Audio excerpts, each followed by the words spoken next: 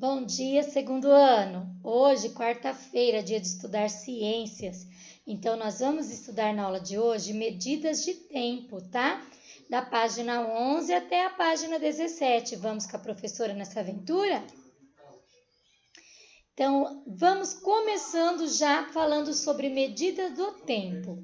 O tempo pode ser definido como um período em que as coisas ocorrem ou ainda com a duração de acontecimentos. Marcar o tempo dá ao ser humano a possibilidade de se organizar para os eventos do cotidiano, os quais são influenciados principalmente pela variação de luminosidade em consequência do movimento aparente do Sol. Lembra que a Pro falou? Quem lembra o que é movimento aparente do Sol? Não é que vocês pensam que o Sol está se movendo, mas na verdade não é o Sol, é a Terra. E aí nós chamamos isso de movimento aparente. Desde os tempos mais antigos, o ser humano se baseava na posição do Sol e na sombra de objetos para medir o tempo. Inicialmente, a sombra do próprio corpo serviu de base para medir o tempo. Mais tarde, as pessoas começaram a utilizar vareta fincada no chão no sentido vertical para substituir o corpo, nascendo assim o relógio do Sol. Ele é dividido em 12 partes e usa o movimento aparente desse astro para o dia e para marcar as horas. Fincada, gente, é cravada, parcialmente enterrada, tá? E olha aqui o relógio do Sol. Lembra que a professora mostrou para vocês o relógio do Sol nas outras unidades? Que foi história, né?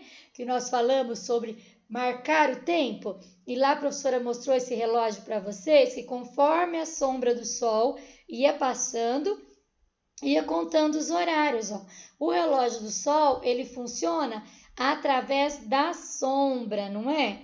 Então, a sombra bate no ponteirinho e conforme a Terra vai rodando, né, que não é o Sol que roda, mas conforme a sombra vai levando, ia marcando as horas. Interessante, né? Vamos ver um pouquinho mais? Esse tipo de relógio só funciona durante o dia, pois necessita da luz do sol. Em dias nublados e à noite não pode ser usado. Além disso, não é tão preciso e nos dá somente a hora aproximada. Por causa dessas dificuldades, foram criados outros tipos de instrumento para medir o tempo, como a ampulheta, que é uma espécie de relógio primitivo.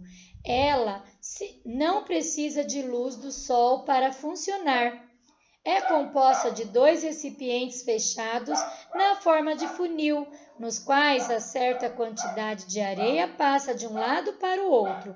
Existem ampulhetas de diferentes tamanhos, de modo que podem medir diferentes intervalos de tempo. Olha aqui a ampulheta, com areia caindo no funil para o outro. A professora também falou que isso marcava o tempo, lembra? Sim, a ampulheta, eles colocavam areia e quando a areia caísse toda aqui embaixo, determinava um tempo. Então, era um tipo de relógio que utilizava lá no tempo dos antigos, bem antigos mesmo. E agora nós vamos ver o relógio atual, o relógio de parede.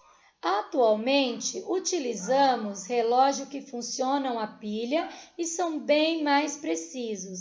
Os relógios atuais marcam horas, minutos e segundos. Todos são unidades de medida de tempo. O relógio geralmente tem 3 ponteiros. O menor marca a hora. O de tamanho médio indica os minutos e o mais fino e longo marca os segundos. O segundo é a unidade fundamental da medida de tempo. Com base nele foram definidos o minuto e a hora. Então, veja lá, esse é um relógio de parede que vocês têm, que às vezes tem em casa, tem no colégio, tem às vezes no nosso pulso, né? Esse aí está na parede, mas nós temos algum tipo de relógio bem parecido com ele que nós usamos aqui, no nosso pulso. Então, esse ponteiro aqui, ó, ele marca a hora, ele é o menorzinho.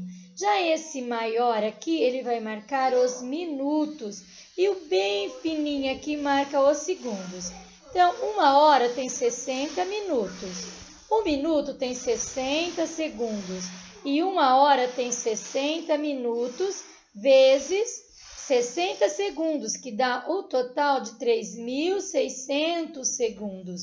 É muito segundo, né? Somente 1 hora. Agora, quem inventou o relógio de pulso? Uma curiosidade, gente. Quem é que inventou o relógio de pulso? O inventor do relógio de pulso foi o mesmo que inventou o avião, o brasileiro Santos Dumont.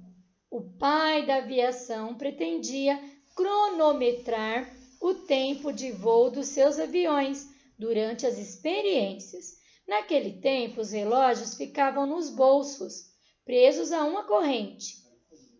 Como Santos Dumont tinha dificuldade de tirar constantemente o relógio do bolso, encomendou um joalheiro Cartier um modelo que ficasse fixo no braço, que facilitaria o controle das horas.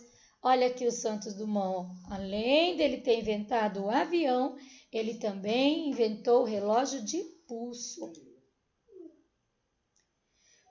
Um dia todo tem 24 horas e é esse o tempo necessário para voltarmos a ver o Sol na mesma posição do céu.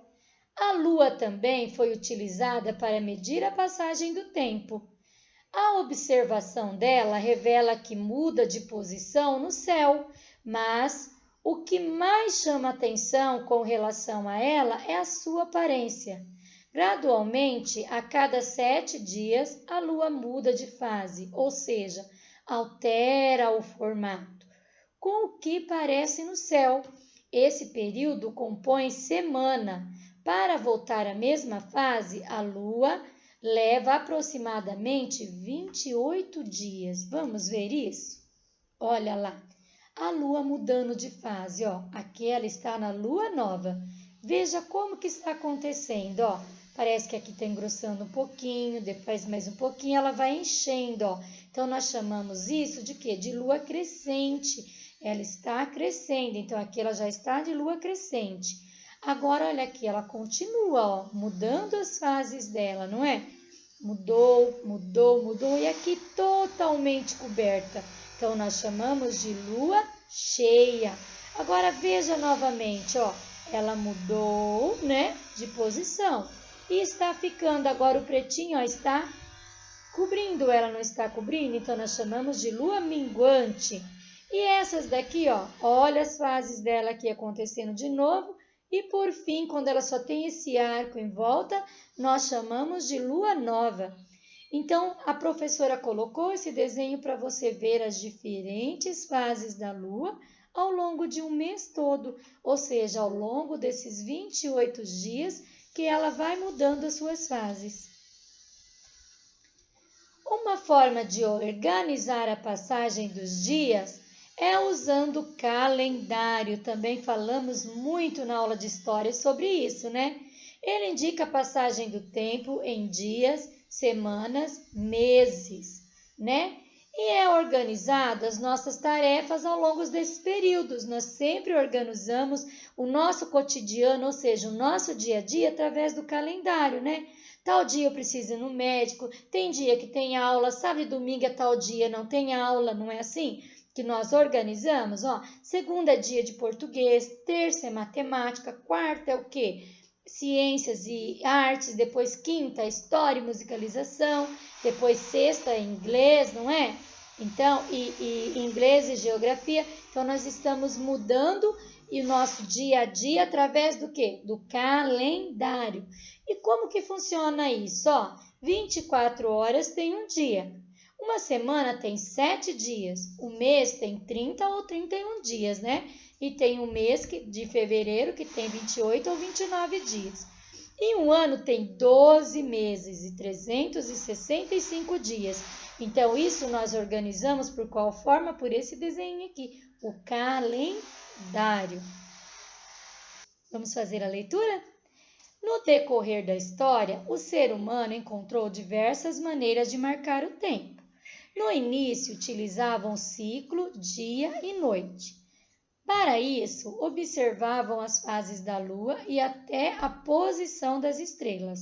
Com o passar do tempo, os povos antigos começaram a observar que alguns fenômenos se repetiam em intervalos de tempo. Assim, começaram a associar essas mudanças a seus hábitos. Dessa forma, podia saber o momento de plantar, colher, guardar sementes, prever a chegada do inverno, entre outros fenômenos.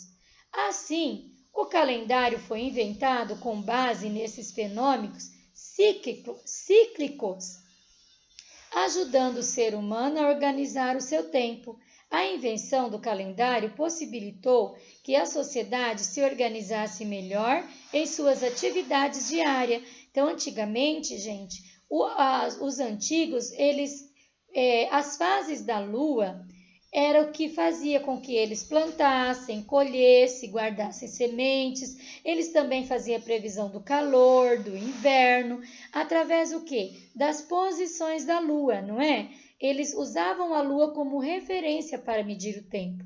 Depois veio o calendário e facilitou que tudo isso fosse organizado de forma diferente. Então, tudo que nós fazemos hoje, nós vamos usar o calendário para poder organizar o nosso cotidiano no dia a dia. Então, o calendário veio e facilitou muito a vida das pessoas. E agora a hora da pausa, a hora da gente fazer uma pausa. Então, ouve a musiquinha aí e daqui a pouco a professora volta para a gente continuar a nossa aula. Turma do Folclore.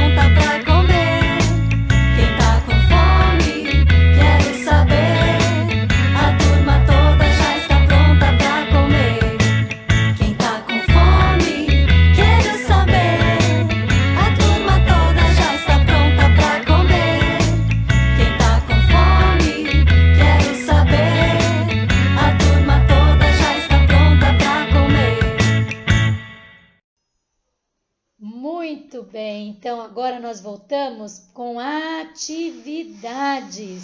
Então vamos para as atividades? Vamos lá? Atividades. Use o que você aprendeu. Contorne a frase que melhor explica a causa dos dias e das noites. Letrinha A. O sol se move pelo céu. Letrinha B. A lua aparece durante o dia e o sol à noite. Letrinha C. A Terra gira em torno dela mesmo? Então, pausa no vídeo aí, né? E depois vamos realizar a atividade. Então, vamos lá. Podemos agora, pode corrigir? Contorne a frase que melhor explica a causa dos dias e das noites. Letra A. O sol se move pelo céu? A lua aparece durante o dia e o sol à noite? A Terra gira em torno de si mesma? Olha lá o que está correto, ó. A Terra gira em torno dela mesma, tá? Então, se você acertou, pode vistar. Vamos ver mais um? Procure no diagrama as seguintes palavras: dia, leste, lua, noite, norte, oeste, sol e sul. Então, pausa aí no vídeo, procura aí no caça-palavras e depois a gente volta para corrigir aí. Podemos corrigir, então? Vamos lá? Ó, dia, leste, lua, noite, norte, oeste, sol e sul. Pode vistar se você acertou também, ok? Agora lá, número 3. Complete as frases usando as palavras a seguir: tempo, dia, segundos, 60 e rotação. O movimento, letrinha A, o movimento de é tempo, dia, segundos, 60 ou rotação? Rotação, leva um dia. O tem 24 horas. O que tem 24 horas? O tempo, o dia, segundos, 60 ou rotação?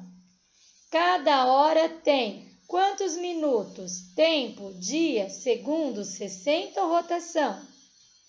Agora lá, letrinha D. Cada minuto tem 60 o quê? Tempo, dia, segundo, 60 ou rotação? O segundo, letrinha E. O segundo é a unidade fundamental utilizada para medir o tempo, dia, segundo, 60 ou rotação. Pausa aí no vídeo e a professora já volta para a gente corrigir. Podemos corrigir então? Então lá, complete as frases usando as palavras do quadro. Ó. Tempo, dia, segundo, 60 e rotação. O movimento de rotação leva um dia. Letrinha B, o dia tem 24 horas. Letrinha C, cada hora tem 60 minutos. Letrinha D, cada minuto tem 60 segundos. Letrinha E. O segundo é a unidade fundamental utilizada para medir o tempo. Joia, né? Qual agora, número 4. Qual é a relação entre o movimento de rotação da Terra e o movimento aparente do Sol no céu? Qual é a relação entre os dois? Então, pausa aí no vídeo, faça aí para a professora e a gente já volta para corrigir. Qual é a relação entre a rotação da Terra e o movimento aparente do Sol? Lembra que a Pro falou sobre isso? Então, pausa aí no vídeo e faça aí para a Pro. Podemos corrigir, então? Qual é a relação entre o movimento de rotação da Terra e o movimento aparente do Sol lá no céu? A rotação é o movimento que a Terra faz em torno de si mesma, dela mesma.